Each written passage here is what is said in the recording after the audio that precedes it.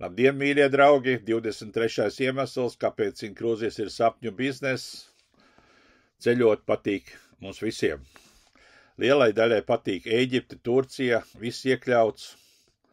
Tie cilvēki, kuri smagi strādā, dodās 3-4 dienu ceļojumā, atpūsties. Šie piedāvājumi ir rokas stiepienu attālumā, ērti un ātri rezervējami.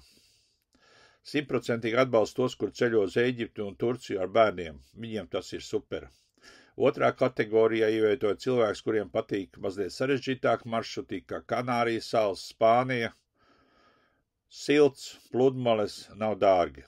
Trešā kategorijā cilvēki, kuriem patīk aizbraukt uz vienu noteiktu vietu, baudīt muzejus, apmeklēt pilis, apskatīt pilsētu. Ceturtā kategorija ceļo jau tālāk eksotiskām vietām kā Balī, Taizeme, Dubaja, Vietnama. Piektajā kategorijā liek cilvēks, kur izvēlās ceļošanu kā sporta veidu. Tie ir takas, kalni, pārgājieni. Sestā kategorija – universālie ceļotāji. Arī sevi pieskaitu šai kategorijai. Pamatā tie cilvēki, kur izvēlās dažādas ceļojuma veidus. Pastāstīšu par sevi. Esmu sakārtojis savu ceļošanu pēdējos 5 gadus. Agrāk ceļoju dažādi, tā skaitā ar auto. Neanalizēšu visus plusus un mīnusus tagad, jo mūsu tēma ir kruīzi kā sapņu biznesa. Vienreiz gadā dodos vienā labā kruīzi ceļojumā vai 2 īsākos. Par to, cik ātri apceļot pasauli ar kruīzi kuģi, es jau stāstīju iepriekšējos ierakstos.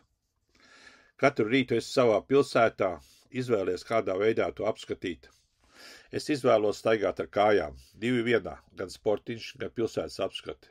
Man interesē pilsēta kā tāda, kas notiek, kā dzīvo vietējie kulinārie. Dienā tie ir ne vairāk, ne mazāk kā 20-25 km. Vakarā baseini, atpūta, tusiņš, 11 kruīzes kuģa bāros, vakariņas uz kuģa, izrādes, muzikālās izrādes, šovi. No rīta tu esi citā ostā, citā pilsētā. Bez noguruma, bez stresa. Biznes? Jā, protams. Manā gadījumā paralēli savam darbam izveidoju šo ceļojumu biznesu, kurš ļauj man ceļot pa brīvu. Gan kruīzos, gan arī citādā veidā. Kāds ir man ceļojuma budžets? Apmēram 4 līdz 5 tūkstoši dolāru gadā. Tas ir daudz vai maz? Nezinu, man pietiek. Parasti es cilvēkiem jautāju, kāds ir tavs ceļojuma budžets. Liela daļa neatbild, jo tāda nav. Kad sanāk, tad brauc.